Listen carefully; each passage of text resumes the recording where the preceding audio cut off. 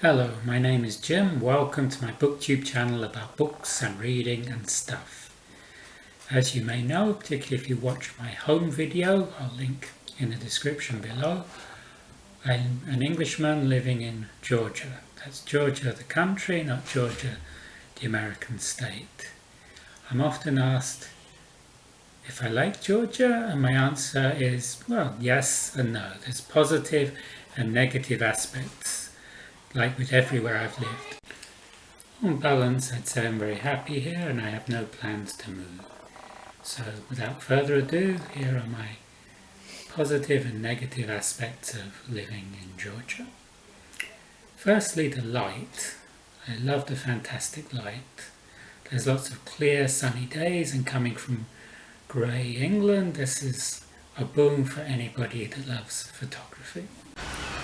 One thing I like about Georgia is the bright light. Even in an autumn day, the light is very bright. The mountains are spectacular. Georgia is about the size of Ireland, almost exactly, about 70,000 square kilometres. Georgia has a very diverse geography. There are some very high mountains. Mount Shkara in Svaneti is 5,191 metres high. By comparison, Mont Blanc, the highest mountain in the Alps, is only 4,810 metres high. So there's some fantastic mountains here. If anybody loves mountains, they should visit Georgia. Georgians rave about their cuisine. One list places Georgian cuisine fourth in a list of 48 of European cuisines, ranked only below Italy, France and Spain. Personally, this may be sacrilegious to say it, but I'm not so impressed. The signature dish, which is Khachapuri, which is a cheese-filled pastry, is not to my taste. It's too salty for me, it's too dry for me. I like chochala. Chochala are strings of hazelnuts or walnuts covered in a grape jelly. This is Georgian Snickers. This is very good. Georgia also has claimed to be the cradle of wine. The winemaking in Georgia goes back 8,000 years to 6000 BC, and there is a lot of archaeological evidence to suggest that winemaking in the world began in Georgia. The Georgian language is a real nightmare for me. It has a completely different alphabet. There's long words with tricky consonant clusters. After 2 years living in France, I was able to get by with the language quite easily, but after 10 years in Georgia, I'm still struggling very much with the language. I have a separate blog detailing my travails with the language. It's called The Reluctant Georgian Learner. I'll link again in the box below. One thing that I don't like about Georgia is that Georgians, despite singing so much about how proud they are of their country, they litter with abandon in some of the most beautiful spots in the country. Even when there are bins, they're not often emptied.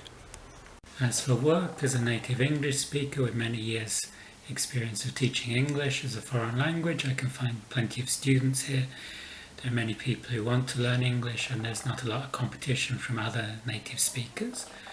I've taught English since 1994, first in France, then in England, and now here in Georgia.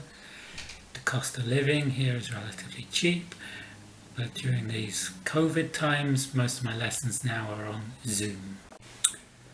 As for safety, Tbilisi feels a very safe city. I've had no troubles. Apparently it hasn't always been like this. In the 1990s, street crime was high. But on a Friday or Saturday night, I feel a lot safer wandering around Tbilisi than I would wandering around a town in England. Public transport is cheap, but it can be very overcrowded. The new buses are better with air conditioning and less pollution, but there's only 2 metro lines, which doesn't serve all the parts of the city you might want to go to. As a fan of old Soviet cars, or most cars actually, I'm happy to see a lot of the old Soviet cars still on the roads here. This is a model of a Ige combi. It was a 5-door hatchback. The traffic here is scary at times. Cars don't necessarily stop just because you're a pedestrian wanting to cross the road. I also see a lot of drivers talking on their phones. And when Georgians ask me what I don't like about here, I say the traffic, and usually they nod in agreement. Smoking is very common here. I think in Europe it's only Serbia and Russia have a greater percentage of smokers than Georgia. It's very cheap here compared to Western Europe. Most smokers seemingly oblivious to those around them. It pains me to see people smoking in front of children here. Smoking has recently been banned in public buildings, but this usually just means a lot of smokers congregating around the entrance. It's not a very healthy scene. I came to Georgia in 2008 as a tourist. I just intended to visit for 3 days, but I was invited to a Georgian wedding where I met Khatuna. Khatuna was put with me to explain what was going on because her English was very good, and a year later I came back, we got married, and the rest, as they say, is history. So, there you have it, my pros and cons of living in Georgia for over a decade.